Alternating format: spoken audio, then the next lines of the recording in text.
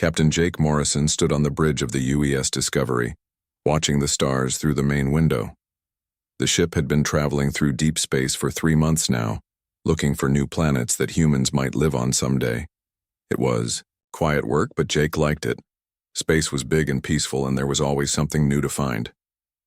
"Sir, we're getting something strange on the sensors," said Commander Lisa Barnes from her station. She was Jake's second in command and had been with him for 5 years. Lisa was smart and careful, which made her perfect for this kind of work. Jake walked over to look at her screen. "What kind of strange?" "Big ships, sir. Really big. And they're not ours." Lisa's voice was steady, but Jake could hear the worry in it.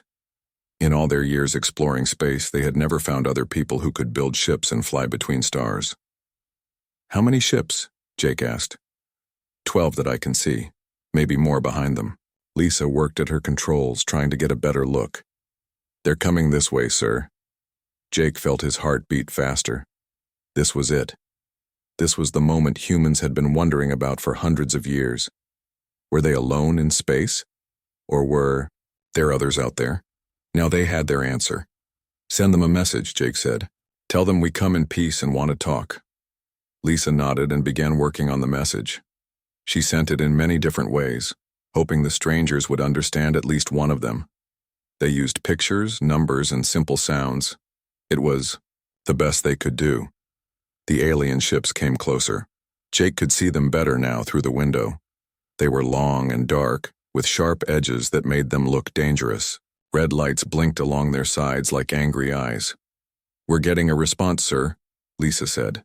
Her face was pale as she listened to her headset. "They're speaking to us." "Put it on the main speakers," Jake said. A voice filled the bridge. It was cold and harsh, speaking in perfect English. "Small, weak ship. You will stop and listen. I am Admiral Vextar of the Zephyrian Empire. You are now in our space." Jake stepped forward.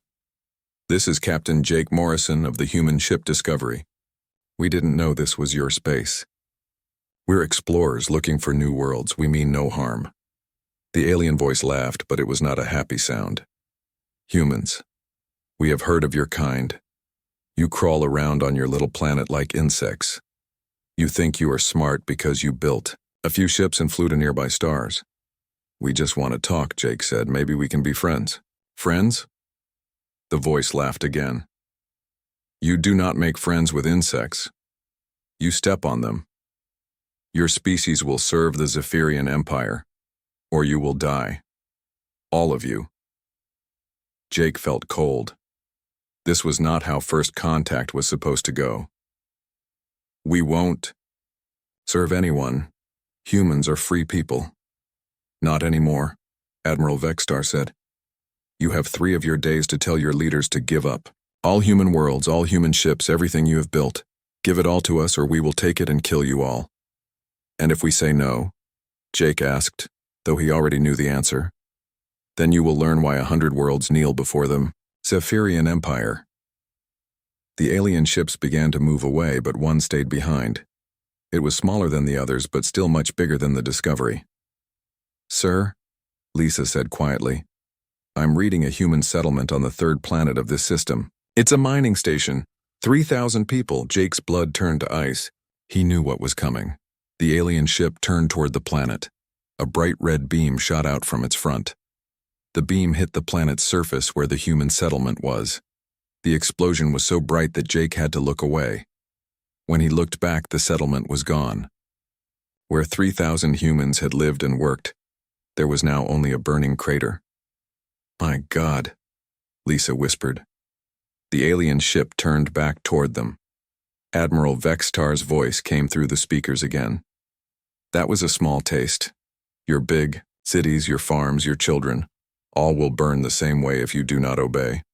3 days, humans, choose wisely." The alien ships disappeared, moving faster than anything Jake had ever seen. In seconds, they were gone, leaving only empty space and the burning planet below. Jake stood in the quiet bridge, trying to understand what had just happened. In one day, everything had changed. Humans were no longer alone in the universe. But the others who lived among the stars were not friends.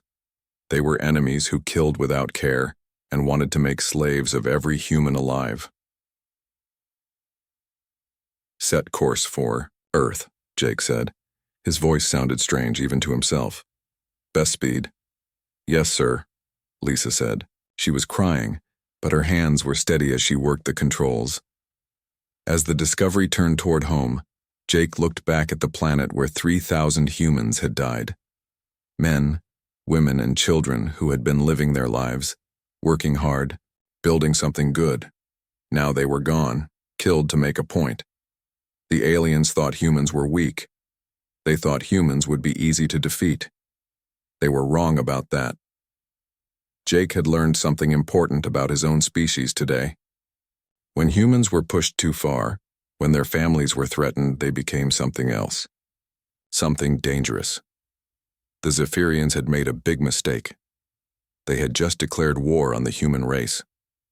They would soon learn that humans had not survived on Earth for millions of years by being weak. They had survived by being the most dangerous species on their planet. The aliens wanted a war. Jake smiled grimly as Earth grew larger on the screen ahead. They were going to get one. 3 weeks had passed since the Discovery returned to Earth with the terrible news. Captain Jake Morrison sat in the big meeting room at Earth Defense Command, watching the faces around the table. Everyone looked worried and tired. No one had slept well since learning about the aliens. President Amy Rodriguez stood at the front of the room, her hands pressed flat on the table. She had been president for only 2 years, but now she had to make decisions that would decide if humans lived or died. Admiral Carter, tell us what we're facing, she said. Admiral Ben Carter was an old man with gray hair and tired eyes. He had spent his whole life in the military fighting wars on Earth, but he had never faced anything like this. It's bad, Madam President, he said. Our scouts have been watching the edge of our solar system for 3 weeks. Yesterday they came. He pressed a button, and the big screen on the wall showed space near Jupiter. Jake felt sick when he saw, what was there? Hundreds of alien ships floated in the darkness. They were huge, much bigger than anything humans had ever built. How many? President Rodriguez asked. We count at least 300 ships. The biggest one is 5 miles long. Admiral Carter's voice was steady, but his hands shook a little. We have 43 ships that can fight. They have weapons we don't understand and shields that stop our best missiles. Colonel Ryan Davis, a younger man with short black hair, leaned forward. What about our ground forces? Can we fight them on Earth? If they get past our ships, the war is over, Admiral Carter said. Their weapons can burn whole cities from space. We saw what they did to the mining station. Major Kate Sullivan, who ran the intelligence service, spoke up. We've been listening to their communications. They think this will be easy. They call us bugs and animals. They don't think we can really fight. Good, said President Rodriguez. Let them think that. Just then the communication system in the room came alive. A cold, harsh voice filled the air. It was Admiral Vextar again. Humans of the planet Earth, this is your final warning. You have 72 of your hours to surrender completely. Give us your ships, your weapons, your cities. Become slaves of the Zephyrian Empire, or we will kill every one of you. The voice paused, then continued. To show you we are serious, watch what happens to those who defy us. The screen changed to show Pluto, the small planet at the edge of the solar system. There was a research station there with 500 scientists studying the cold, dark world. A bright red beam shot down from one of the alien ships. The research station disappeared in a ball of fire. 500 more humans were dead. You have 71 hours and 59 minutes, Admiral Vextar said. Choose quickly. The communication ended, leaving the room in silence. Dr. Elena Martinez, who studied alien life, was the first to speak. She was a small woman with dark hair and smart eyes. They're making a mistake, she said quietly. What do you mean? President Rodriguez asked. I've been studying their messages, the way they talk, how they think. Dr. Martinez stood up and walked to the screen. They see us as simple animals. They think because we seem peaceful, we must be weak. They don't understand what humans really are. What are we? Jake asked. Dr. Martinez smiled. but it was not a happy smile. We're the species that survived ice ages, plagues, and wars. We're the ones who climbed down from trees and learned to make fire.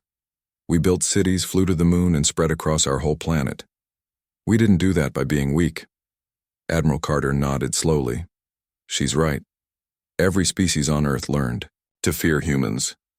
We're not the biggest or strongest, but we're the most dangerous. These aliens are about to find out why. President Rodriguez looked around the room. So we fight? We fight, Admiral Carter said. We fight, Colonel Davis agreed. We fight, said Major Sullivan. One by one, everyone in the room said the same thing. They would not surrender. They would not become slaves. They would fight. What's our plan? President Rodriguez asked. Admiral Carter stood up. We can't meet them ship to ship. They're too strong. But we don't have to fight fair. Humans never fight fair when we're trying to survive. Hit and run attacks, Colonel Davis said. Strike fast, then disappear. Make them chase us while we hurt them little by little. We need new weapons, Major Sullivan added. Things they don't expect. If their shields stop our missiles, we find other ways to hurt them. Dr. Martinez was still looking at the screen where Pluto had been.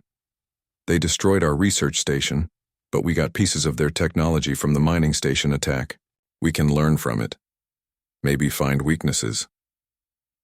Jake thought about the 3,000 people who had died at the mining station and the 500 more who had just died at Pluto. Good people who had been trying to build better lives for humanity. They made this personal, he said. They could have just demanded we stay away from their space. Instead, they killed our people to scare us. Big mistake. Why is that a mistake? President Rodriguez asked. Jake looked at her with hard eyes. Because now every human who fights them will be fighting for those dead people. We won't just be fighting to stay free. We'll be fighting to make sure the aliens pay for what they did. The room was quiet for a moment. Then Admiral Carter smiled. It was the first time anyone had smiled in 3 weeks. 70 hours left, he said. Let's get to work. We have a war to win. As everyone left the meeting room, Jake looked back at the screen one more time. The aliens thought they were fighting weak little animals who would give up quickly. They were about to learn the truth about humans.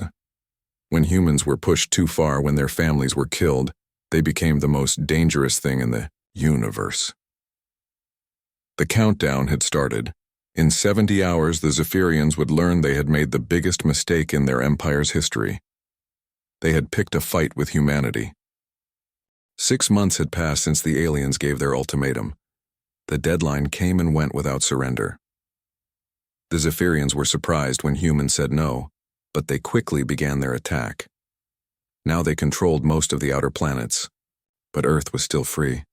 Dr. Alex Thompson worked day and night in his underground laboratory. He was tired and needed sleep, but there was no time. The pieces of alien technology from the destroyed mining station sat on tables around him, broken apart so he could understand how they worked. Sophie, come look at this, he called to Dr. Sophie Williams, who was working on the other side of the room. Sophie walked over carrying a cup of coffee. She had dark circles under her eyes, but her mind was still sharp. What did you find? Their shield technology, Alex said, pointing to a small piece of metal that glowed with blue light. I think I know how it works now. Dr. Nick Chen looked up from his own work. He had been trying to understand the alien weapons for 3 months. Tell us. Alex held up the piece of metal. They use something called quantum field manipulation. It's very advanced, much better than anything we have.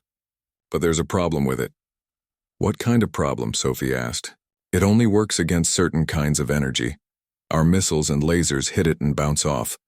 But if we could change the frequency of our weapons, make them vibrate differently, we might be able to get through. Nick smiled for the first time in weeks. Quantum disruption. If we hit their shields at just the right frequency, they should collapse. Exactly, Alex said. But we need to build completely new weapons, and we need to do it fast. In another part of the city, Captain Jake Morrison was getting ready for his next mission. He was no longer just a captain. Admiral Carter had promoted him after his escape from the aliens. Now he commanded a small group of fast ships that attacked alien supply lines. Commander Lisa Barnes walked into his office. She looked different now. The peaceful explorer was gone, replaced by a hard-eyed warrior. 6 months of war had changed everyone. "The alien supply convoy is right where our spies said it would be," she reported. 6 cargo ships with 2 escort fighters. They're carrying food and fuel to their main fleet. Jake nodded. "Good. We hit them fast, take what we can, and get out before more ships arrive. How are our new weapons working?" "Better than expected," Lisa said. "The quantum disruptors that Dr. Thompson's team built are small, but they work. We can punch through their shields now." Jake stood up and grabbed his jacket. "Then let's go hurt them." The human ships were small and fast, built for hit-and-run attacks. Jake's ship, the UES Defiance, led the attack on the alien convoy. The aliens never saw them coming. "Fire," Jake ordered. Blue beams shot out from the human ships. For the first time in months, alien shields failed. The beams cut through the cargo ships like knives through paper. 2 alien escorts tried to fight back, but they were used to enemies who could not hurt them. The human ships danced around them, hitting them again and again until they exploded. "All cargo ships destroyed," Lisa reported. "No human losses." Jake smiled grimly. "Send the message to Admiral Carter. Tell him the new weapons work." On Earth, factory worker Paul Jackson was working overtime again. The factory where he worked used to make cars. Now it made parts for spaceships. All over Earth, factories had changed what they made. Everything was for the war now. Maria Santos, who managed the factory, walked through the work floor. She was proud of what her people had done. In 6 months, they had learned to make things they had never made before. Weapons, ship parts, communication equipment, whatever the military needed. "How many ships can we finish this week?" she asked Paul. 15, he said, wiping sweat from his face. "Maybe 20 if we work all night again." "The aliens have been building ships for thousands of years," Maria said. "We've been building warships for 6 months, but I think we're getting better at it than they are." Paul nodded. "They make everything the same way, over and over. We keep making things better, faster, stronger. Every ship we build is better than the last one." At the hidden base on the moon, Dr. Elena Martinez was studying a captured alien. Admiral Vextar had been taken prisoner 2 weeks ago when his command ship was damaged in a human attack. He was the first living alien humans had captured. The alien looked like a tall, thin person, but his skin was gray and his eyes were large and black. He sat in his cell staring at Elena with hatred. "You cannot win," he said in his cold voice. "The Zephyrian Empire has conquered 100 worlds. Your species is nothing special." Elena smiled at him. "That's what you don't understand. Every species you conquered before was like you. They fought the same way you fight, they thought the same way you think. And you are different?" Vexitar asked with a laugh. "Very different," Elena said. "You follow orders. You do what your leaders tell you. You never change your plans. Humans don't work that way." "How do humans work?" the alien asked, though he tried to sound like he did not care. "We adapt," Elena said. "When something doesn't work, we try something else. When we face a problem we've never seen before, we solve it. When we're losing, we change the game." Vextar was quiet for a moment. "Your ships are still weaker than ours." "Today they are," Elena agreed. "But tomorrow, they'll be stronger. And the day after that, stronger still. Every time you hurt us, we learn something new. Every time we fight you, we get better at it." The alien looked worried for the first time. "You are still just animals." Elena stood up to leave. "That's right. We're animals. Do you know what the most dangerous animal on Earth is? It's not the biggest or the strongest. It's the one that never gives up. It's the one that learns from every fight. It's us." As she walked away, Elena could hear Vextar calling after her, but she did not look back. She had work to do. The humans were winning small battles now, but the real war was just beginning. The aliens still had more ships and better technology, but they had made one big mistake. They had given humans time to learn, time to adapt, time to become dangerous. Soon, the Hunters would become the hunted. 1 year had passed since the war began. The aliens still controlled the outer planets, but they were not winning as easily as they had expected. Human ships attacked them every day now, hitting supply lines and destroying outposts. The Zephyrians were getting angry and scared. Admiral Jake Morrison stood on the bridge of his new flagship, the UES Vengeance. It was bigger and stronger than any ship humans had built before. Around him, a fleet of 50 human warships waited for his orders. "All ships report ready," Commander Lisa Barnes said from her station. She was now his fleet commander, in charge of planning all their attacks. Jake looked at the tactical display. It showed the alien base on Jupiter's largest moon. The base was heavily defended with 20 alien warships protecting it. But Jake's fleet had new weapons and new tactics. "Remember, we're not here to fight fair," Jake said into his communication system, speaking to all 50 ship captains. "We hit hard, we hit fast, and we get out. The aliens still think they're better than us. Let's prove them wrong." Captain Rick Hayes, commanding the UES Defiance, replied over the radio. "Ready to show them what humans can do, Admiral." Captain Dana Mills, in charge of the UES Retribution, added, "They picked the wrong species to mess with." Jake smiled. His captains were ready. "All ships, attack formation. Let's go." The human fleet moved toward Jupiter's moon. The aliens saw them coming and prepared to fight. But they expected the same kind of attack they had faced for months. They were wrong. "Fire quantum disruption torpedoes," Jake ordered. The new torpedoes were Dr. Alex Thompson's latest invention. They did not just punch through alien shields. They made the shields explode, damaging the ships they were supposed to protect. The alien ships were caught completely by surprise. Their shields failed one by one, leaving them helpless against human weapons. "Direct hit on the command ship," Lisa reported. "Their admiral is trying to escape."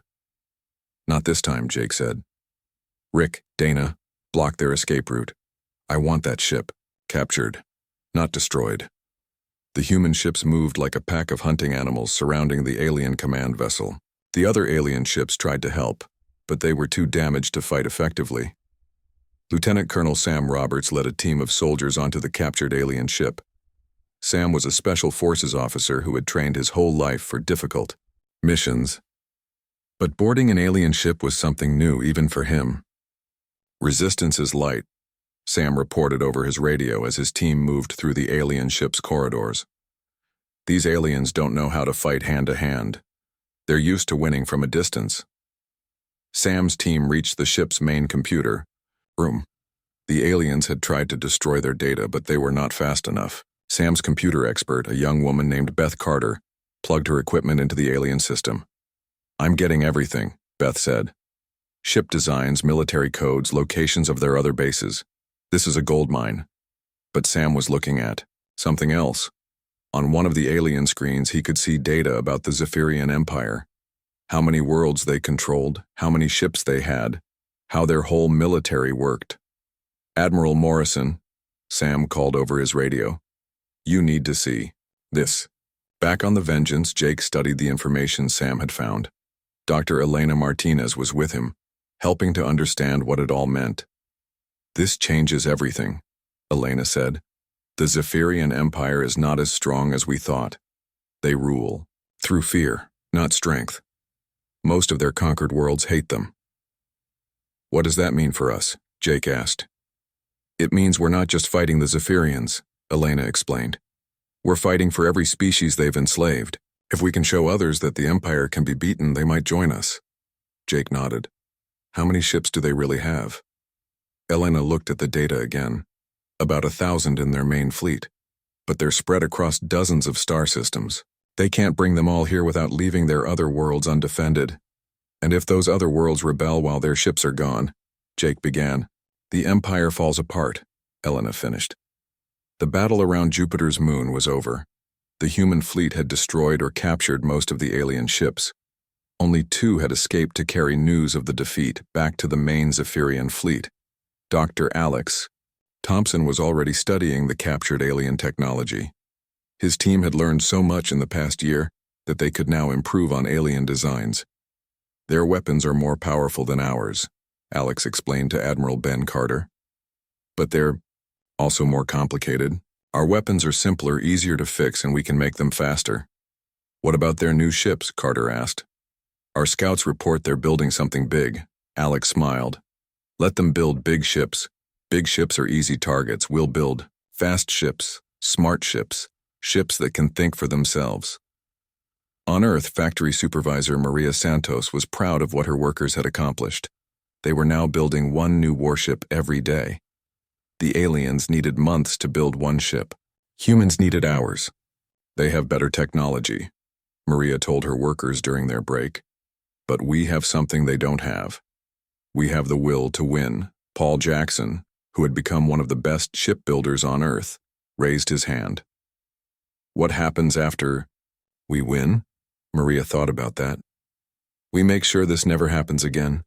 We build ships not just to fight this war, but to protect our children from the next one. In his prison cell, Admiral Vextar was no longer arrogant. He had heard about the defeat at Jupiter's moon.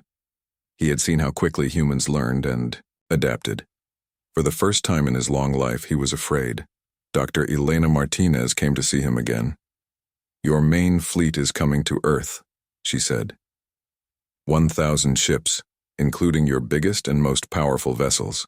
Vextar nodded. They will crush you. Even if you have learned to fight, you cannot win against such numbers. Elena smiled. That's what you said a year ago. How did that work out? The alien was quiet for a moment. Then he said, You do not understand. These are not the ships you have been fighting. These are the ships that destroyed civilizations. Good, Elena said. Then when we beat them, every species in the galaxy will know that the Zephyrian Empire can be defeated. She started to leave, then turned back. You made one mistake, Vexitar. You taught us how to fight by fighting us. Every battle made us stronger. Every defeat taught us something new. Now we're ready for your best. As Elena left, Vextar stared at the wall of his cell. He had served the Empire his whole life, conquering world after world. But he had never fought an enemy like humanity. The humans were right about one thing. His people had made a mistake. They had given their enemy time to grow strong. Soon, the Empire would learn what that mistake would cost them. 2 years after first contact, the biggest space battle in human history was about to begin. The Zephyrian Empire had sent their ultimate weapon to Earth, a massive ship called the World Breaker. It was 10 miles long and carried enough firepower to destroy planets. Admiral Jake Morrison stood on the bridge of his flagship, now called the UES Humanity's Hope. Around him floated a fleet of 200 human warships. They were sleek, fast, and armed with weapons the aliens had never seen before. All ships report ready, Commander Lisa Barnes announced. She had become one of the best fleet commanders in human history, learning to coordinate hundreds of ships in perfect harmony. The World Breaker is moving into position, reported Captain Julie Parker from the UES Freedom. It's bigger than our intelligence said. That thing could crack Earth's moon in half. Jake looked at the massive alien ship on his screen. It was surrounded by 300 smaller vessels, the entire remaining fleet of the Zephyrian Empire. This was their last chance to crush humanity. Dr. Thompson, are our new weapons ready? Jake asked. Dr. Alex Thompson's voice came through the communication system from Earth. The quantum cascade bombs are loaded on your ships. Remember, you only get one shot with each bomb. Make it count. The quantum cascade bombs were humanity's secret weapon. They were built using captured alien technology, but improved with human engineering. When they exploded, they would chain react through any nearby alien ships, destroying entire fleets at once. Dr. Martinez, what about our alien allies? Jake asked. Dr. Elena Martinez was now Earth's ambassador to the growing rebellion against the Zephyrian Empire. 40 ships from 6 different species are hiding behind Mars. They'll attack when you give the signal. Jake smiled. The aliens had been so busy trying to crush humanity that they had ignored rebellions on their own worlds. Now species that had been slaves for centuries were fighting back. Admiral Carter, are Earth's defenses ready? Jake asked. Admiral Ben Carter's voice was calm and confident. Every human settlement is protected. If any alien ships get past you, we'll be ready for them. The Worldbreaker began to move toward Earth. Its commander, Grand Admiral Zexcon, broadcast a message to the human fleet. Humans, the alien voice said, you have fought well for insects. But this ends now. Surrender, and we will kill you quickly. Fight, and we will burn your world slowly. Jake opened a channel to respond. Grand Admiral Zexcon, this is Admiral Jake Morrison of the human fleet. We have a message for you too. Speak, insect. You came to our system 2 years ago and killed our people. You thought we were weak animals who would give up easily. You were wrong about that. Today, you learn what happens when you mess with the wrong species. The alien laughed. One human fleet against the might of the Empire. You will die like all the others. We'll see about that, Jake said. All human ships, attack formation. Let's finish this. The human fleet spread out in a complex pattern that the aliens had never seen before. Instead of flying straight at the enemy like traditional fleets, the human ships moved like a school of fish, flowing around obstacles and attacking from unexpected angles. Fire quantum cascade bombs, Jake ordered. Dozens of the special bombs shot toward the alien fleet. The Zephyrians tried to shoot them down, but the bombs were too small and fast. When they hit the alien ships, they exploded in chains of blue light. The alien fleet was caught completely off guard. Ship after ship exploded as the quantum energy tore through their hulls. In minutes, half the Zephyrian fleet was destroyed or disabled. Impossible, Grand Admiral Zexcon said over the radio. Your weapons cannot do this. Our weapons, alien technology, and human engineering, Jake replied. We learned from everything you taught us. The Worldbreaker fired its main weapon at the human fleet. The beam was powerful enough to destroy a city, but the human ships were ready. They scattered like leaves in the wind, moving too fast for the big weapon to track. Now, Jake said into his radio. Elena, bring in our friends. From behind Mars, 40 ships appeared. They belonged to species that had been conquered by the Zephyrians decades ago. Now they fought alongside humanity for their freedom. This is Captain Veltar of the Altarian Republic, came a voice over the radio. We fight with the humans today. For all the worlds you destroyed, Zexcon, this is our revenge. The alien admiral was confused and angry. You dare rebel against the Empire? We will punish your worlds. What worlds? Another alien voice replied. We destroyed your bases on our planets yesterday. Your empire is falling apart while you waste time trying to conquer one small world. Grand Admiral Zexcon realized the truth. The Zephyrian Empire was collapsing. While they had spent 2 years trying to defeat humanity, rebellions had spread across their territory. Conquered worlds were throwing off their chains. The battle around Earth continued for hours. The human ships, helped by their alien allies, slowly destroyed the Zephyrian fleet. The Worldbreaker fought back desperately, but it was designed to destroy planets, not fight small, fast ships. Lieutenant Colonel Sam Roberts led one final boarding mission. His team landed on the Worldbreaker and fought their way to the bridge. The alien soldiers were brave, but they had never faced humans in close combat. Grand Admiral Zexcon, Sam said as his soldiers surrounded the alien commander. You're under arrest for crimes against humanity. The alien looked around at his ruined bridge. His fleet was destroyed, his empire was falling, and he was a prisoner of the species he had called insects. How? He asked quietly. How did you defeat us? We had better ships, better weapons, more experience. Sam smiled. You had all those things, but you made one big mistake. What mistake? You thought being strong meant you were smart. You thought having big ships meant you could win. But the strongest species on Earth isn't the elephant or the whale. It's us. We're not the biggest or the strongest, but we're the most dangerous, because we never give up and we learn from every fight. The battle was over. The Zephyrian fleet was destroyed. The Worldbreaker was captured, and Earth was safe. But more importantly, the Zephyrian Empire was finished. Across the galaxy, conquered worlds were declaring their independence. Admiral Jake Morrison received reports from across human space. Sir, we're getting messages from dozens of species. They want to join a new alliance with humanity. They want us to help them stay free. Jake looked out at the stars, thinking about everything that had happened. 2 years ago, humans had been alone in the universe. Now they were leaders of a growing alliance of free worlds. "Send a message to all species," Jake said. "Tell them that Earth and humanity welcome all who want to live in peace. Tell them we'll help protect any world that wants to be free." Dr. Elena Martinez joined him on the bridge. "The galaxy is going to be very different now." "Good," Jake said. "The old empire ruled through fear and force. Our alliance will be based on friendship and cooperation." "What about the surviving Zephyrians?" Elena asked. Jake thought about that. "They can join us if they want to change. They can live on their own worlds if they want to be left alone. But they'll never be allowed to conquer anyone again." As the human fleet returned to Earth, Jake reflected on the lesson they had taught the galaxy. Species that seemed weak could be dangerous if you pushed them too far. Humanity had survived on Earth by being adaptable, creative, and stubborn.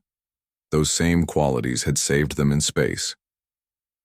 The Zephyrians had made a simple mistake. They had assumed that because humans seemed peaceful, they were helpless. They had learned too late that the most dangerous animal is often the one that looks harmless until you threaten its family. The message would spread across the galaxy. If you want to live in peace, humanity will be your friend. But if you try to conquer or hurt innocent people, you'll discover what the Zephyrians learned. You messed with the wrong species.